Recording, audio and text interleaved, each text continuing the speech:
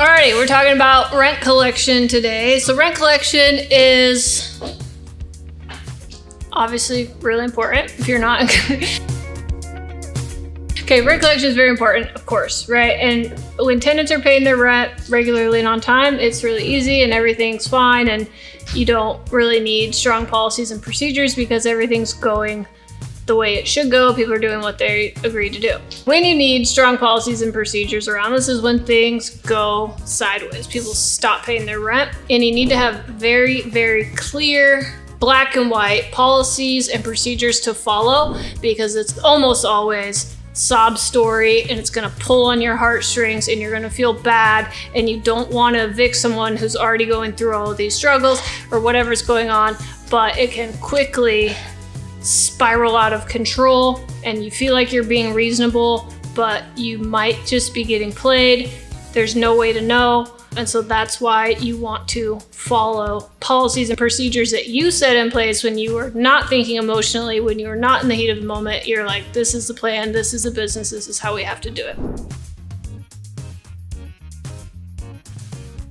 I will talk about our collection procedures, how we do it, and how we have in the past let things slide a little bit and it spirals, and how we had to bring it back. And the way you bring it back is by sticking to this 100%, no deviation whatsoever. Okay, so let's get into it. And we called it Rent Collection 2.0. Like, we revised the whole procedure list. That's what we came up with, okay? So you have two objectives with your rent collection. Number one is you want to recover 100% of balances owed to the property 100% of the time. We need all of the money. That's our objective. And number two is we want to prevent tenants from experiencing an eviction. We want to avoid evictions whenever possible. So every step, every procedure falls back to these two objectives.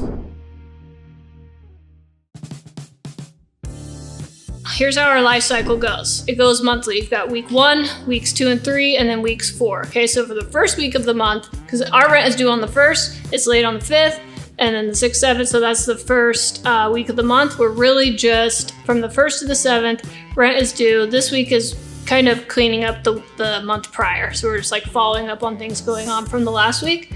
On the 6th day of the month, the reminder emails go out. So anyone who hasn't paid rent yet, they're gonna get a reminder email automatically. It's like, hey, rent was due yesterday. Did you forget to pay it? And honestly, that email produces like a third of the people who haven't paid rent yet pay rent with that reminder email. They literally just forgot. It's not a huge deal, okay? Then on the 7th, we review our payment plans that we had set up.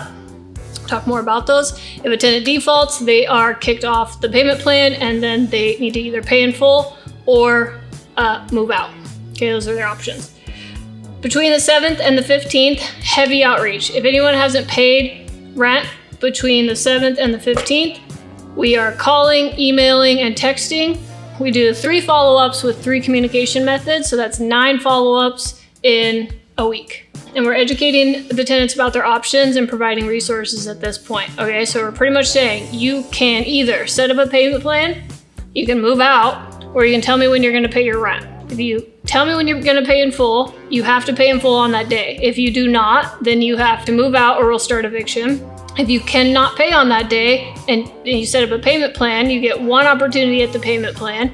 If you mess up the payment plan, you either have to pay in full or we'll evict you, or you move out. By the 3rd Thursday of the month, if rent hasn't been paid and we haven't heard back on a payment plan or a pay in full date, then we send our internal pay or vacate notices and a notice of abandonment, because we think they may have just abandoned the property at this point. So we just send these 2 and we go check to see, because they haven't paid rent and they haven't communicated with us. So what's going on? Did they abandon the property? So we start that process, and we also present a pay or vacate notice at that point.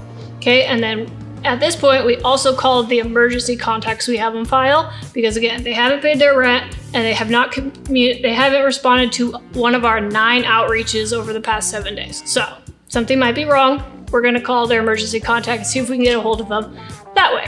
And then by the 4th Monday of every single month, we confirm our payment plans and send non-compliance notices. So that's when the payment plan payments are due, is on the the Friday prior. So on the 4th Monday, we check them. If they've paid them, great. If they haven't, you've got non-compliance. Now you're kicked off the payment plan and you go into eviction. Okay, and then on the 4th Tuesday of every single month, if you've defaulted on your payment plan, you haven't paid in full or established a payment plan with us, then you're going into eviction. We start the eviction paperwork, and that was with the third-party eviction lawyers. They handle everything, and if we start that paperwork, we are not stopping that process until either the balance is paid in full, objective 1, or 2, the tenant moves out of the property. So they avoid an eviction by moving out. That's it. There are no exceptions to that. So if they call in and say, oh, well, I can pay this much by this date, if they've passed the deadline, we're done negotiating. We gave you all month to communicate with us. You did not. So there's no going back. You've missed your grace period on that. If you cannot pay in full, your best option is to move out, because the tenant wants to avoid an eviction. You don't want an eviction on your record. We can work with you. We can help you move out. There's things we can do, but we cannot continue to let you live in this property because you're not paying for it. So you need to move out.